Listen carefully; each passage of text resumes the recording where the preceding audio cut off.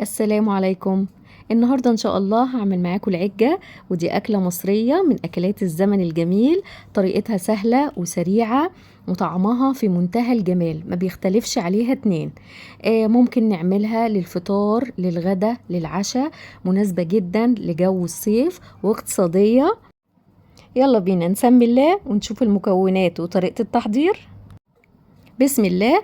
اول حاجة حضرت 4 بيضات، ممكن تزودي وتخليهم 5 أو 6 بيضات. بخلط كويس البيض بالمضرب، وهضيف دلوقتي معلقة صغيرة من الفلفل الاسود ومعلقة كبيرة من الخل. الخل هنا مش هيخلي فيه زفارة للبيض حتى لو ضفته بيض اكتر من كده. وبرجع اخلط كويس قوي. وهضيف دلوقتي نص كوباية من اللبن وربع كوباية من المية. ممكن تستغنوا عن اللبن وتستخدموا مية بس، ضيفوا كوباية الا ربع من المية. وهقلبهم كويس قوي مع بعض.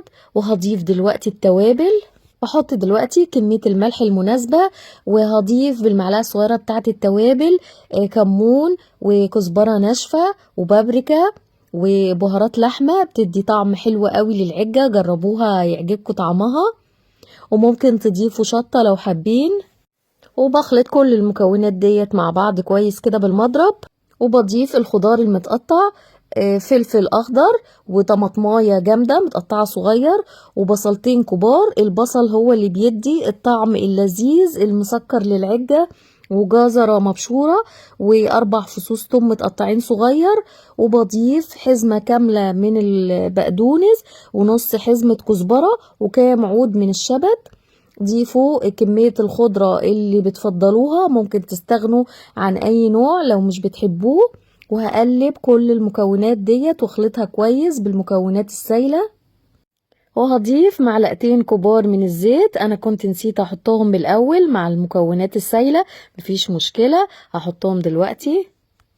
وزي ما انتوا عارفين اصل العجة بتاعت امهاتنا كانوا بيقطعوا البصل ويشوحوه في الزيت لغاية ما يدبل وياخد لون اصفر فاتح، وبعد كده بيسيبوه يبرد ويضيفوه للعجة.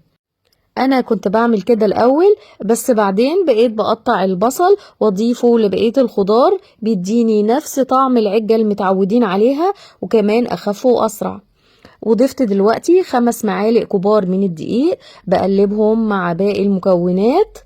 انا بضيف الدقيق شوية بشوية لغاية ما قوام العجة بيظبط معايا. هنا لقيت ان انا محتاجة اضيف دقيق تاني، فهضيف 3 معالق واقلب لغاية ما يظبط معايا قوام العجة. كده تمام، ده قوام العجة المناسب، لا خفيفة قوي ولا تقيلة قوي.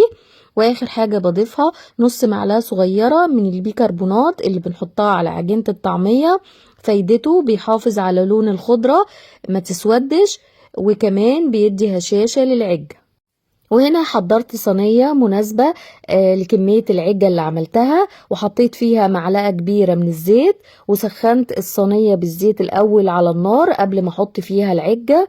فايدة تسخين الصينية بالزيت بالطريقة ديت عمر العجة ما هتلزق منك في الصينية.